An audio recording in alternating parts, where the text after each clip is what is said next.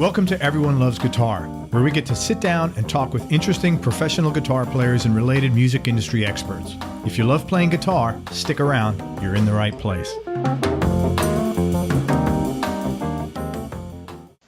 Hey everybody, this is Craig Garber from Everyone Loves Guitar, and I'm here with a really cool guy, great guitar player, really smart guy as well. It's Grant Gustafson. I pronounced your name right? You did. Yeah, I did. Yeah. Great. Grant's a lead guitar player with Blank Range, and if Blank Range sounds familiar, that's because I had the pleasure of interviewing John Childers a few weeks ago in episode 62. John's the lead singer and rhythm guitarist, and Grant is the lead guitar player. The band is really on fire now with the release of their major label debut, Marooned with the Treasure, which is an outstanding record. I truly, genuinely enjoyed it, and I've played it like 5 or 6 times already. Grant grew up in northern Illinois in a town called Geneseo. He studied jazz guitar at North Central College in the Chicago suburbs and moved to Nashville in 2010. To me, whenever I see someone that studied jazz guitar, like I just automatically feel your intellect is like genius level, because I mean, it's just like you have to be to study, to understand jazz guitar, let alone study it. He also played bass in Jessica Lee Mayfield's band in 2011, and they toured heavily. In 2012, when the band stopped touring, Grant spent time working on his own music. He then met future Blank Range lead singer John Childers and drummer Matt Novotny in spring 2011, and John moved down to Nashville in late 2011. In 2012, the guys all decided to start working together and playing together. And in 2013, they started recording the music for their Phase 2 EP, and they started playing shows in Nashville. And here we are 4 years later with an awesome first full record just released, man. Congratulations again. It's a real great disc. Thanks, Craig. Hey, so I'm always curious, like, what was the last piece of music you listened to before we get started on the interview? Man, I think that would have been Cat Stevens, that song "Sitting." Very cool. I haven't heard that name mentioned in a long time.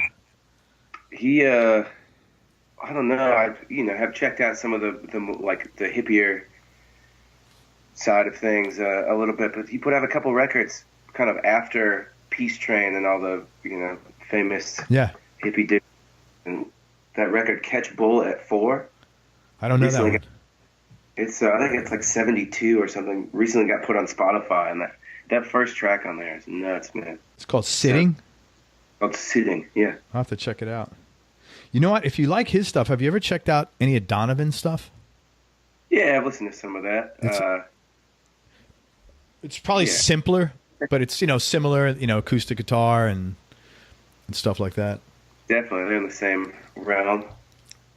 Hey, so I spent a lot of time when I talked with John about the album, and again, I don't want to sound like a fanboy, but it really is a really solid record. It's got very memorable and meaningful songs on it, which I really enjoyed. What was the biggest challenge making it, and what are you most proud of now that it's behind you?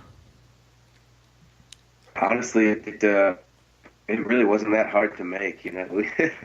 We've had struggles in the past with recording, taking kind of a long time in the studio or getting things together on the back end. But this whole process, really, at least like the recording process, was really easy for us. Made easy by the guy who produced it with us, Brad Cook.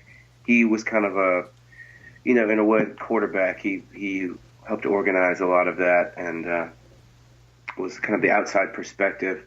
But man, we wrote a lot of those songs at a little writing retreat last August. Matt, the drummer in the band, his family has a cabin in Wisconsin. And we were up there for 6 or 7 days and wrote a lot of those songs, and then went on tour for a couple months. And in December, we were back in town and met up with Brad. Drove to North Carolina to record that. But it was really over 4 days. We kind of just went in, played each song a few times, and decided which one was the take. Oftentimes the first or second take. And it was sort of a whirlwind. So I don't know. It seemed really easy to me. Was that because of preparation? Like you guys just knew the songs down cold, do you think? Definitely. Yeah, learning from previous experiences, going in and knowing that that's kind of how we were going to treat it, just play the song a few times, track it pretty much live, and go from there. We were definitely prepared. When you went, sorry about when you went away on the writing retreat, was it specifically like, hey, what were you? Did you go up there with like parameters, like, okay, we're going to have 8 songs, we're going to have 10 songs, or like, because that's a lot of discipline to go do that and actually get it done. Especially it's easy. The more people you have, the easier it is to not get done. Yeah. Well, because the principle of sociology, when you're in a group, you sort of surrender that a little bit of your personal responsibility to others. That's just the way it works.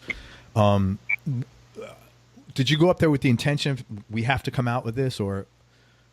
Yeah, we had sort of set aside 5 or 6 days right before a tour started, and that was with the express intention of, arranging new songs.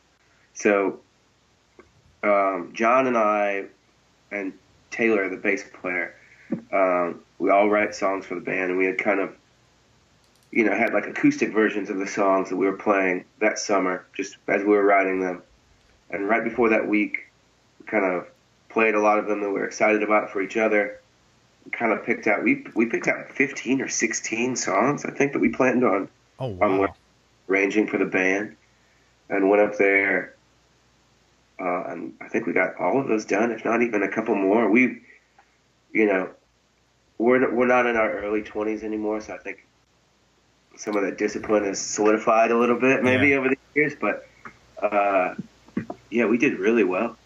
I think knocking out 5 or 6 songs a day. Yeah, that's phenomenal. It really was somebody in charge, like a quote in charge, like keeping everybody on track.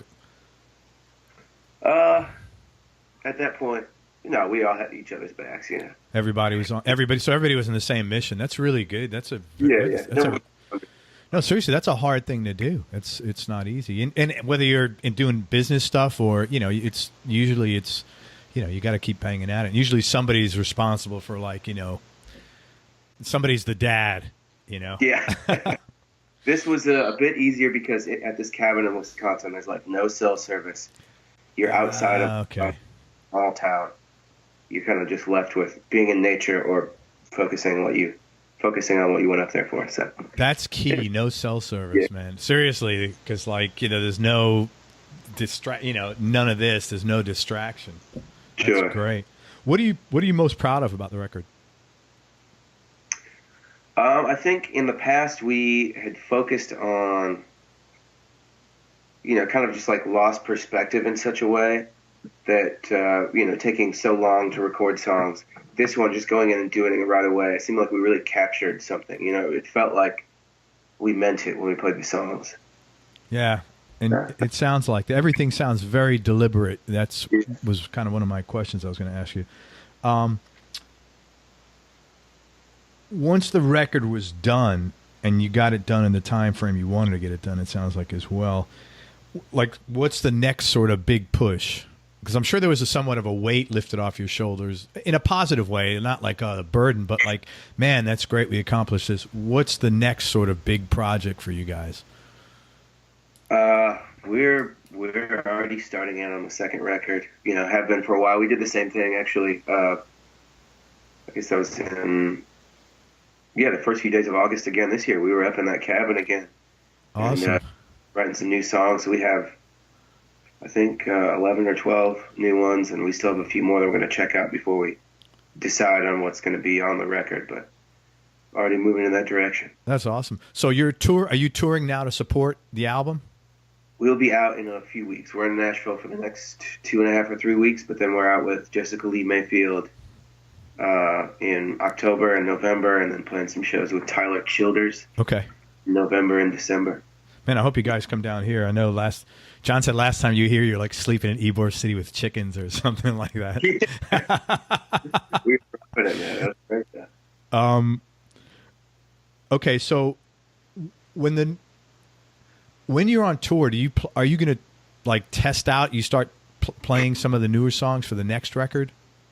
You guys usually do that. Well, this being our first experience, like playing supporting an actual full-length record, we'll play a good amount of songs from the album. Maybe like one old one. I don't know what John said on this. Maybe he has a different idea. But No, I actually didn't ask him that. I didn't ask him that question. We'll play mostly songs from the record and then pepper in a few, one or two brand new ones that aren't recorded, and then one or two older ones too. Oh, that's cool. You know what? There's a song on YouTube that was filmed. Something girlfriend's. Oh, roommate's girlfriend. Roommate's girlfriend. What a cool song that is! But you know what? You do this thing at the end. It's like it's like it's kind of cute. Like, hey, we're blank. We're blank rain. Something like that at the very end. It was like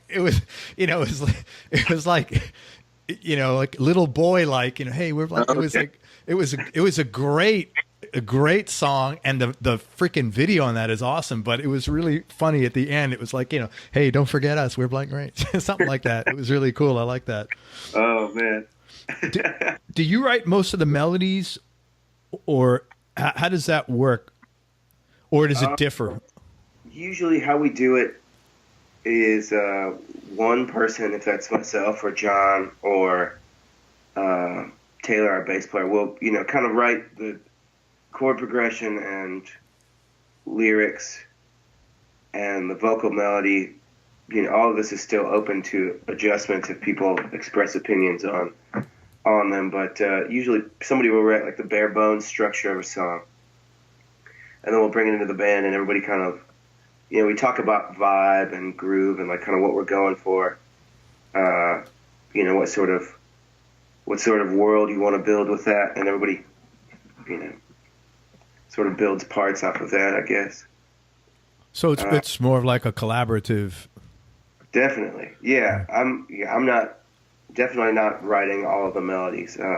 John and Taylor and Matt, everybody sings backgrounds too. So if there are suggestions, if people hear things in a melody that they think might sound cooler, we'll try things out and adjust accordingly. But it's definitely a collaborative effort. You guys seem to really have that aspect down. Really, just the teamwork of you guys is really good. It's really impressive. Yeah, I think a lot of that is, just spending the time together that we have. But I would attribute some of it to, Matt, the drummer in the band, and myself both studied jazz in college. And if it does one thing, we may have a wide spectrum of opinions on the matter, but it definitely teaches you to listen when you're playing music and to be a part of something, to communicate within that. So I think we've definitely learned that element or brought that to the band from our backgrounds. Yeah, well, you guys are really, you don't sound like a band that's, how long have you guys been playing together as a unit? With this group of people, we are coming up on, it's like 2.5 to 3 years, but we did have a couple other members early on. And I guess since the beginning of the band, it's been almost 5 years now. Yeah, well, you guys sound super tight. You don't sound like a 2.5 year unit. You sound really tight, man. We rehearse a lot. Oh, I know. It's not. I know you didn't just roll off a log and say and get that. There's like hours of practicing there, man. Yeah. I've only heard you're playing besides that Roommate's Girlfriend and this album, and you're a very tasteful player in that you never overplay at all. It goes back to kind of like that team thing. Your fills are really appropriate. And I know, you use effects. They're extremely appropriate, and they enhance your licks. They never take over. And my question is, most of those fills and most of your solos, are they worked out ahead of time, or are they just improv on the spot that then get worked out? Or nearly everything is improvisation. I guess there's a couple, like fills and solos and stuff. That's all improvised. But yeah. Some of the melodies, the riffs, are written beforehand. Okay. Yeah, definitely leaning more towards. That's another thing that comes from like jazz education is, learning your tools and learning the language and being able to improvise within that. Well, yeah, your knowledge of what's, it's not a guess as to what, a C minor seventh, whatever, you know exactly the notes that are going to work there. There's no issues, and I can understand. But I mean, I look at a guy like David Gilmour, who's like one of my favorite guitar players. Probably him and Freddie King are my favorite guitar players, two opposite guys. And you know, Gilmour's solos are beautiful, but I know they're all worked out. You know, which is, I mean, so there's nothing wrong with that. I was just curious as to what your process is, but everything was so tasty, man. I was just curious about your distortion, and it's on more than just Crimson Moon and Labor of Love. I love those songs, but what pedals, if you remember, are you using there for the distortion? I got a Love pedal, high-powered Tweed Twin a few years back. And I bought it because it kind of just sounds like I played through a Fender Basement 10. Oh, cool. The 50-watt 410 combo. It's basically a super reverb without reverb. But when that's turned all the way up, that's kind of what this Love pedal overdrive sounds like. So, what's it called? A Love pedal?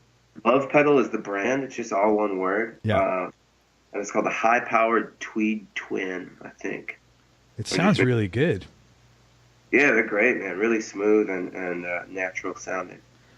I mostly, I really only use like tremolo and a little bit of delay every once in a while. I haven't really, when I'm coming up with parts, I'm definitely thinking of it like the notes and the melody kind of creating the vibe, or at least that's how I hear it. And there are some people that are so good at, kind of using a pedal to create the vibe first, and they maybe play one or two notes. They aren't even necessarily playing like a complex melody, but it still speaks in such a way.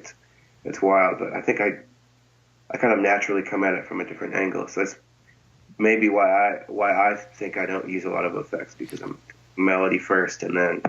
Yeah. It sounds great, though. I mean, sometimes, I don't know, as a guitar player, I call myself a guitar player, not like a guitar player like you are, but as a guy who plays guitar, I mean, I enjoy and appreciate that. I'd rather hear the notes.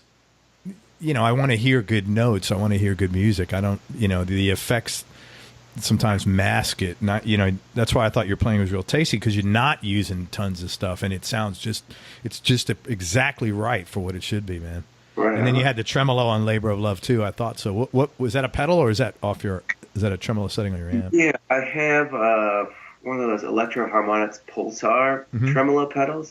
That's fine. It's cool. It's what I've had for many years, and I kind of just use that. But there was the guy who helped engineer, James Wallace, on the record. He had built a tremolo pedal that was based on like a 65 Princeton circuit or something, I think. And that thing sounded awesome. I can't remember which songs I used which on, but sure, there were tremolo pedals in the mix. Your amp, the Fender Bassman, is that a vintage? It is 72, I think. Yeah, it sounded great. And it's a 50 watt. Those are basically the framework for Marshall Plexis, weren't they? Are they? Yeah, I'm pretty sure they were. Oh man. Yeah, that's yeah, I'm pretty sure they were. I actually interviewed a guy. You ever heard of the Kentucky Headhunters, by any chance? That name sounds familiar. Yeah. They've been around a long time, but I was talking to Greg Martin. He's the lead guitar player. He's got like, he's a blues guy, and he's got great blues tone. And I said, "What do you play through?" He goes, "Man, it's just a Marshall Plexi." And he goes, "I got like 7 of them from the late '60s." But yeah, the Fender Bassman, those were what the Plexis were built off of. So, okay. Yeah, for sure. One song you had on there, "Ember of Love," to me that was like really psychedelic, almost like a stoner rock song. And I love it. I love that kind of music. I enjoy that a lot. There's like a lot of bands out of the Netherlands in that area that are really cool bands like that. But I was wondering if that was a deliberate action to create a different type of atmosphere in that song, or is that just how it worked out? Okay, so that song, "Ember in the Ash," that's one that Taylor, the bass player, wrote, and he sings on that. And I don't know if it just came about naturally or what, but in the studio, we that was like a late night song. We had done, accomplished a lot already that day.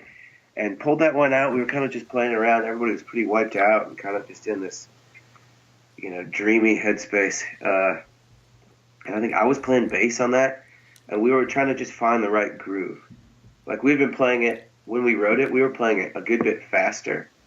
And it was kind of like almost like a power pop song or something. And we were encouraged to try to find a different vibe for it in the studio. So we were just playing around and trying some things out. And we felt like, we were playing and it felt good. And Matt and I was playing bass, Matt was playing drums, and we were just grooving on it. And Taylor was in the other studio booth singing along.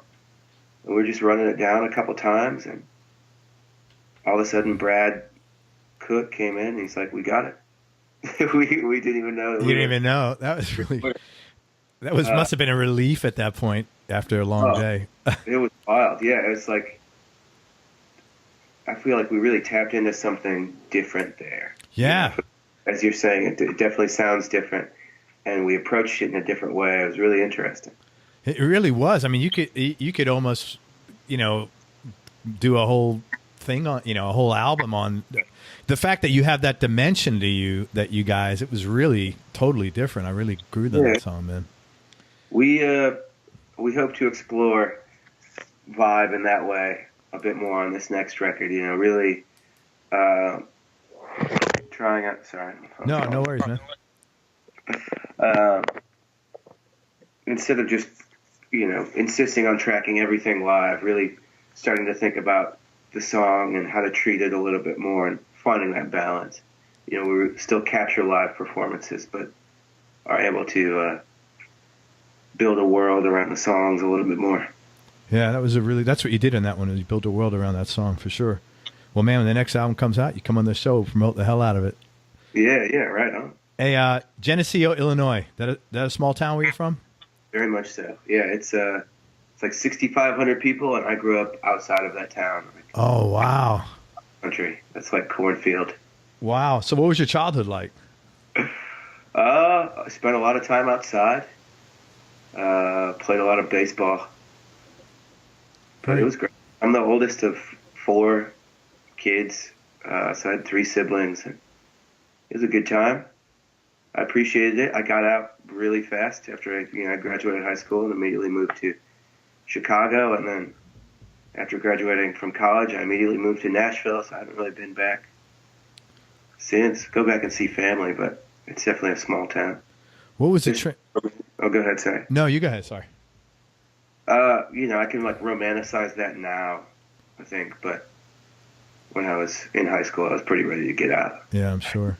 Was it a tough transition moving from like a really small place to Chicago, which is a major urban city? I had sort of the middle ground growing up. So we have family in Chicago, so I'd been going to the city a lot then. And okay. Actually, where I grew up is really close to, it's right by the Mississippi River, by Iowa, and there's a collection of towns there called the Quad Cities. Mm-hmm. So it's like kind of a metropolitan area. I had a taste of city life before I moved. So it wasn't like, Crocodile Dundee in New York City. Yeah, when you went there, yeah. Well, because it could be, because I'm from New York City, and I have met plenty of people over the course of my life. They came, they're like, holy shit, the first time I came to New York. And they grew up in towns not even close to, something 6,500, so it could be a culture shock if you're not, prepared for it. Any of your brothers or sisters, did any of them in music? My brother, the one that's closest to me, Alex, he's a luthier in Chicago. Very cool. He played music a lot in college, and our dad is a carpenter. So we kind of grew up in woodworking and stuff like that, and he really took to it and studied at a place in Michigan called Gallup School of Guitar Building or something like that. I don't know. But he lives and works in Chicago. Oh, wait a minute. That's right. Doesn't he build like your guitars or something? The primary guitar that I play and the primary guitar that John plays, he built both of those. What are they called, man? Let's give a shout out to your brother, man. Are they just called Gustafson guitars, or? The one that he built for me was custom, and then the one he did for John, he took like a 60s Aria semi-hollow body guitar and kind of just like totally reimagined it. So that one's not a full custom build, but he hopes to get into building here later on, but doesn't have a company or anything yet. Yeah. He worked at Chicago Fretworks for a long time. He just moved out of the city to a suburb. He's like a new father and hoping to start a business out there. But good for him, man. Worked Chicago Fretworks doing like Wilco setups and stuff for a long time. He was mostly doing setup and repair for the last couple of years, but that's hopes awesome. to building here in the next couple of years. So is it different? Was it different getting a custom guitar from your brother than like, you know, getting a $6,000 or a $3,000 or $4,000 custom guitar from somebody else? Did you like, you know, Yeah. I can't imagine it'd be like, wow, this is awesome. I mean, even though, you know what I mean? Because you take things for granted from your family, you know, it's not, Sure. Yeah. I mean, it helps that I think I paid him just for parts. Yeah, at least you got some skin in the game, so it's like $5,000 guitar rather than yeah. $1,000 guitar. But he actually built the one for me right before he went to school. So there are some elements that aren't it's kind of figuring out. It's a great guitar, like sort of a Frankenstein. It's actually sitting right here next to me. Let me see it, man. And he's done some work to it over the years. Wow, it's a pretty guitar, man. Yeah, he painted it too. It's really Very pretty. Multi-talented, but is that ebony or rosewood? Star Wars. Is that that's a rosewood fretboard. yeah. It was, you know, early on, or really up until this year in this band, I've played baritone guitar exclusively. Really? And this neck is standard tuning. I've just switched back this year just to kind of try it out again. But it was a baritone for a really long time. So explain about what a baritone is, because I don't really know. I mean, I've seen him and heard him, but I don't know what that is, the difference. Scale length is a little bit longer. It's kind of like a middle ground between electric guitar and bass guitar. Okay. You tune it to, standard tuning is like B. It's the same interval pattern. You know, tuned in fourths like that. But you tune the low E is tuned down to a B. Holy crap. B to B. I was actually tuning mine down to A for a while. I got in college. I got really into the like spaghetti western soundtracks. You know, like Italian western. Yeah, like Enrico Morricone, I think his name is. Yeah. All right, man. I was way into that stuff. I mean, it's still a serious influence on me. But great music. That's why I started playing baritone guitar, because that's used a lot. Interesting. You must be a genius, because how the hell do you learn how to play on standard tuning and then switch to that? That's got to, I mean, you got to have the math thing going there. Like, yeah. No, seriously, because it, you know, to adapt to that is not a walk in the park. It's not like sticking a capo on the neck, you know? Yeah, there was definitely a learning curve for the transposition, but the bandmates, they kind of dealt with me for a little while. Okay, so your dad was a carpenter. You said you played a lot of ball as a kid and a lot of outdoor activities. When did guitar come into the mix? I would also say that skateboarding was a big early love, or, you know, I was never that good at all, but I think I was just kind of in love with the art form and the culture a little bit. And that in, you know, like 5th and 6th grade, 7th grade, kind of led me to punk music. Mm-hmm. And I was curious about it then. I never, you know, we had like, my dad would go to these country auctions, like, you know, old estate sales. And he bought this really cheap acoustic guitar. And I think, I took like, maybe this is like 6th grade. Took like 1 or 2 guitar lessons at this guitar shop in my hometown, the tiny town. And then it closed. The guitar shop did. So I had enough to like learn how to read tablature. Yeah. And the internet was sort of a new concept at the time. So I was going through and teaching myself some, you know, these like bad punk songs, bad pop punk music in that era of my life. Like what? And, you know, like Blink-182 and stuff like that. Right. Okay. I don't mean to shine any negative light. It's nostalgic for me, but no, it's all good. Say whatever. Say how you feel, man. But yeah, it's like learning how to read tab a little bit, and it kind of fell away. Or I didn't go all the way with it. It was just sort of a hobby for a while, and then my freshman year of high school, there was a guy who was a senior there who was like really, really good.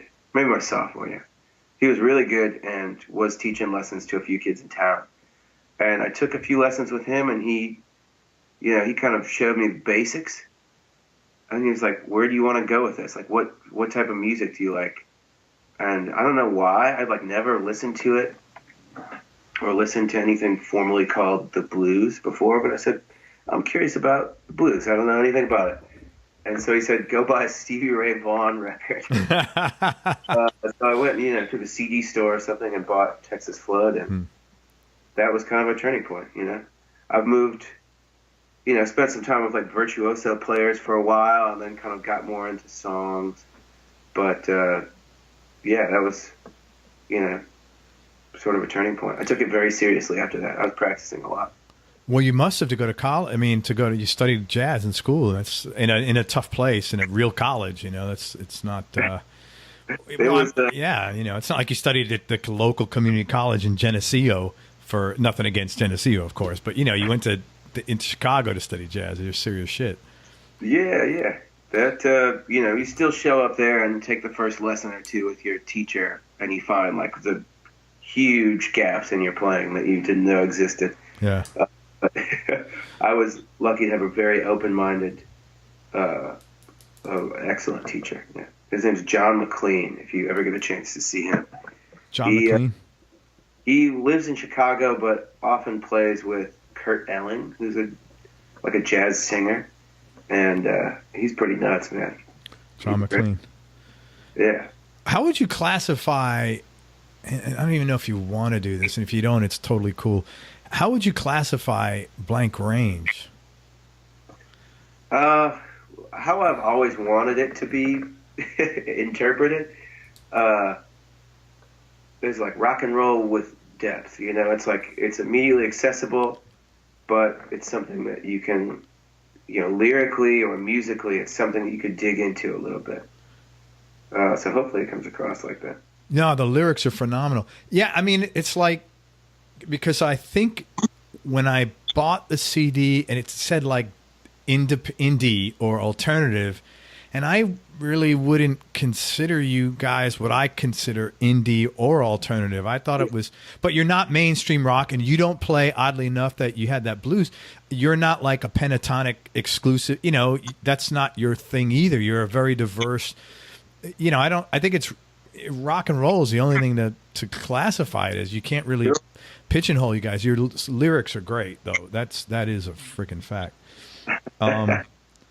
What prompted you to move to Nashville right out of college? That was a pretty bold thing to do. Yeah, I think I was kind of reckoning with the fact that when I was in college in Chicago, there's a great jazz scene, and especially like a free jazz or improv music, pretty out stuff, pretty dissonant music. I really got into that community and was checking a lot of that stuff out. But was kind of reckoning with the fact later on in college that I didn't necessarily want to pursue that. I wanted to play songs. And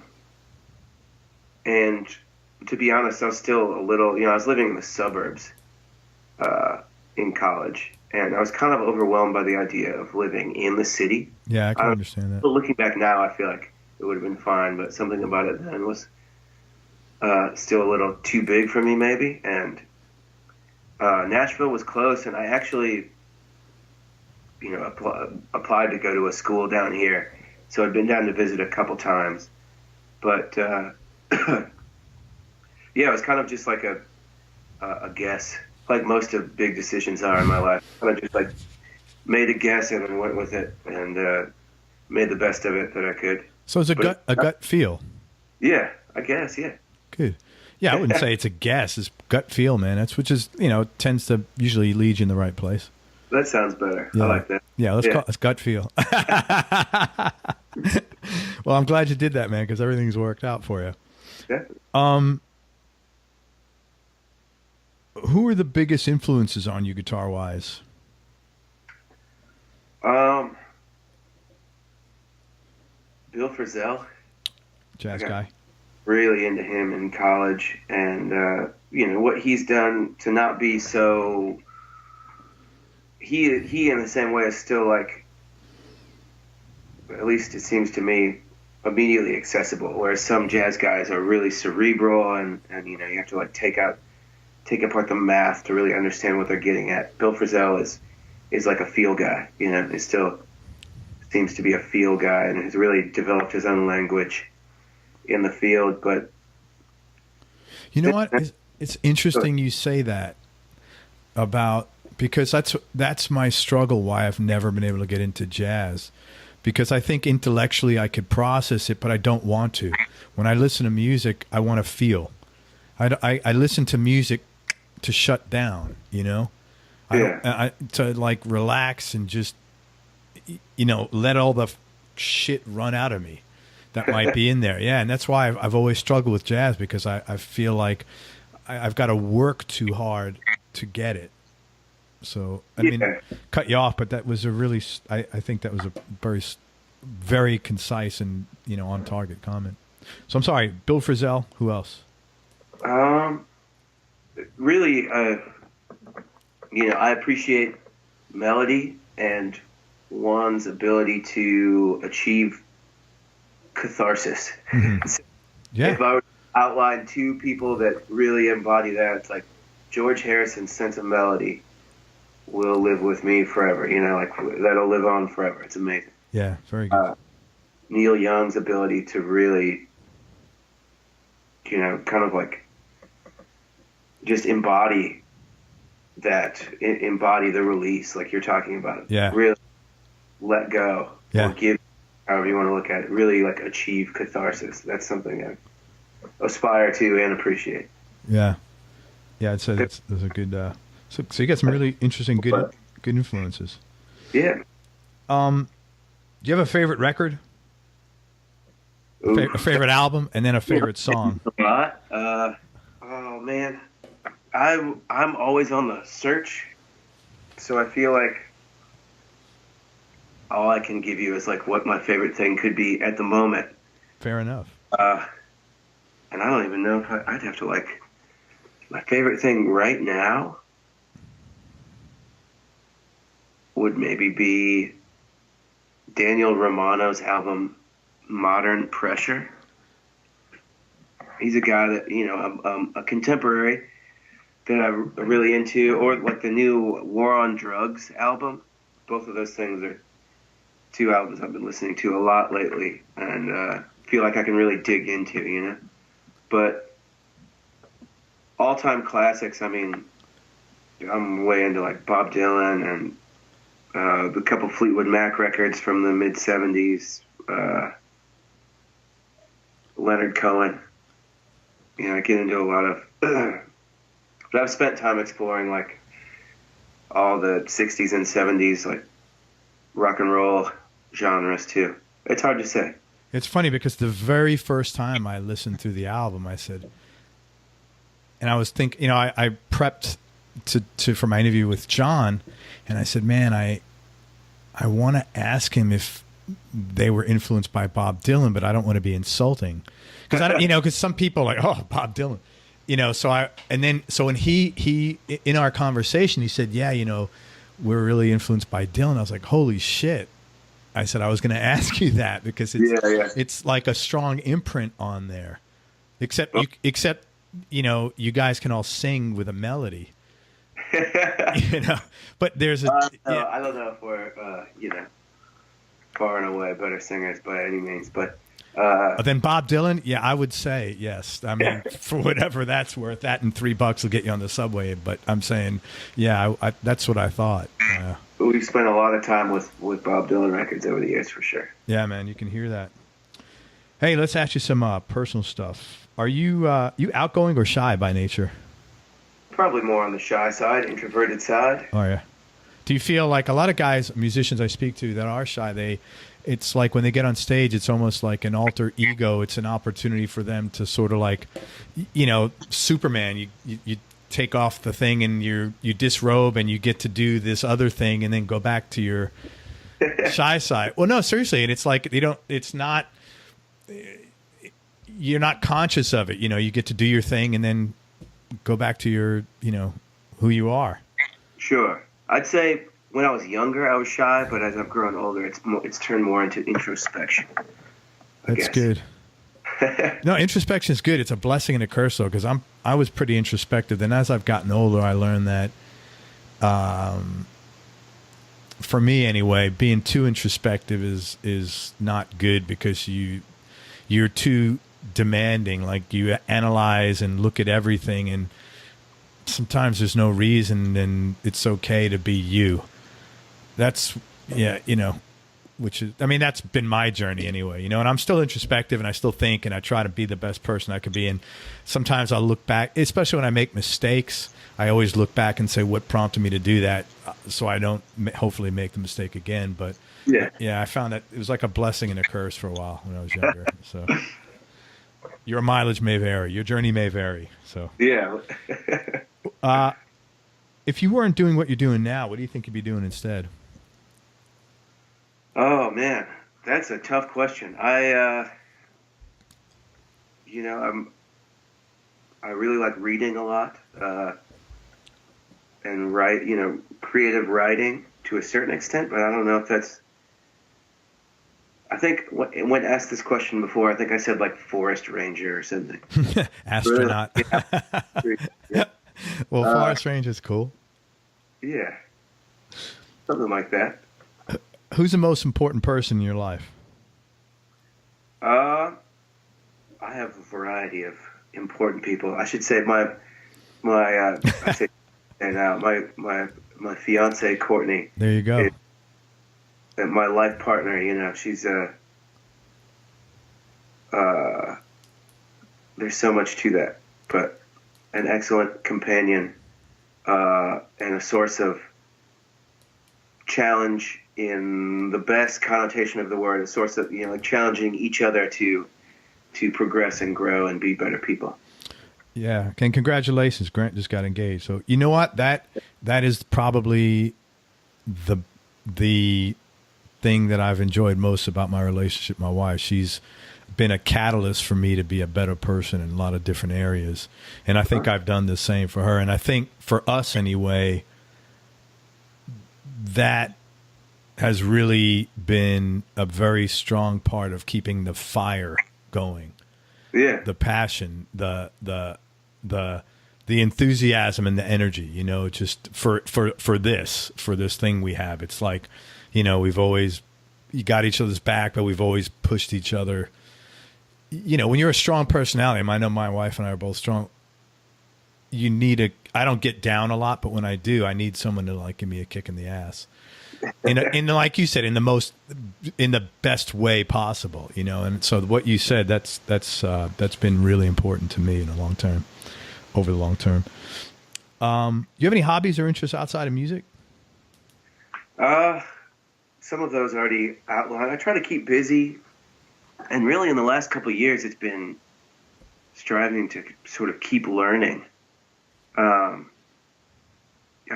read a lot. I like being outside and going on hikes, and I'm into sewing. I got a sewing machine a couple of years ago. Really? All of the band's clothes, man. So all of our clothes fit well now. Holy crap, that's interesting. Dude, I got some shit to send you. I need some like hems. Yeah. That's interesting. Wow. Wild. But man, yeah, I've been watching a lot of TED Talks and I don't know, striving to keep learning. That's one element that's been inspiring to me lately. Well, you're a very bright guy. That comes across loud and clear, man. So 2 questions, and I'm going to let you go because I appreciate your time. most embarrassing thing that's ever happened to you on stage or in the studio? Man, I don't know. I've fallen over on stage a couple times, but I'm not necessarily like that distraught about it. No, it's all good. Maybe that. I'm sure other people were embarrassed for me when it happened. Yeah, I hear. I'm not that guy either, man. I don't get embarrassed and stuff. Last question, Grant. What's your definition of happiness? That's tough question. Huge. Okay.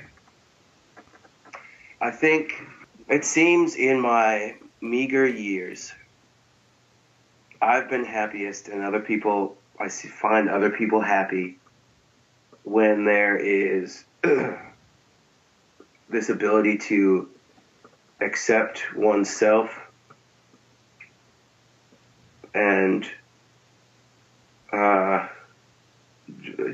truly like let go and find the beauty in existence without the necessity of maybe like dogmatic explanations or really explanation in general. When you really, maybe I'm really just trying to say when people are present, when I'm present, when have you messed with meditation? Do you get into that? Yeah, once in a while. I'm not often enough. Fairly new to it, but have read up on a few different types and read like some Alan Watts essays on Zen Buddhism and stuff, and very curious about that. But it seems like when that's achieved, that's when I'm truly happy. That's when I find myself most happy. That's when I see other people most happy. So, definition of happiness is presence in a moment. I heard in an Alan Watts book, he talking about Zen Buddhism. He said that Zen doesn't frame any part of existence, and it's anything in the universe. Every aspect of the universe is neither bad nor good. It just is. I've kind of forgot how I was going to tie that back in, but something about that, just experiencing, just being present, is like the truest happiness we can achieve, maybe. Well, thank you. But also playing music, catharsis in playing music, when you're able to let go in that way and really be present in the same way in a musical capacity. That's something special also. Thank you for sharing. I think that's something I spend a lot of time trying to do, is be present. And I think in the last year, I've done a really good job of it, because it really relieves a lot of stress. Because if you're right here, right now, you can't fucking worry about something that didn't happen, that might not happen, or something that did happen. Sure. And that's what I originally did it to relieve stress. But not that I was like I'm not a worrier, but just in general, I found like it's another thing has to do with getting older. It's like, man, I have to be, are you a Pink Floyd fan at all? Sure. Yeah. So they made a documentary, I don't know, a while ago it's on Netflix actually, about Dark Side of the Moon. And Roger Waters said something in there, and I saw this about 5 or 6 years ago, and it kind of started me on the journey. He said, most of us,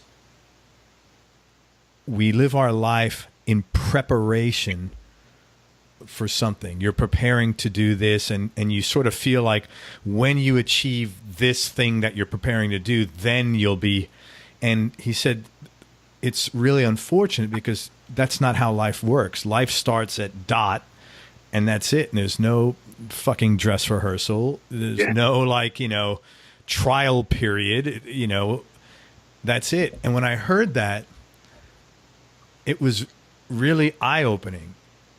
It was, and you'd think I would have gotten that beforehand, but I made a commitment to start living like that when I first heard that. And I said, man, I need to do that on a daily, I need to rechange my life and just be around all the time.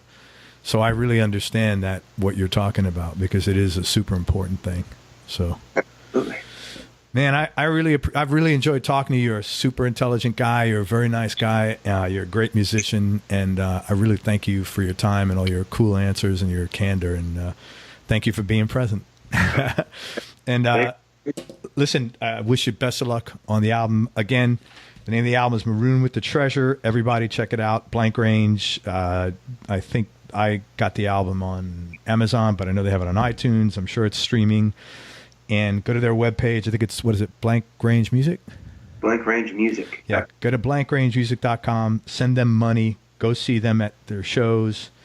And they'll be coming to a town near you. So thanks, Grant. I really appreciate everything, man. Absolutely.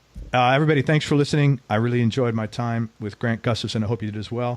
And go to Everyone Loves Guitar. Sign up to get notified about future episodes, along with some other cool new things that we'll be doing for guitar players.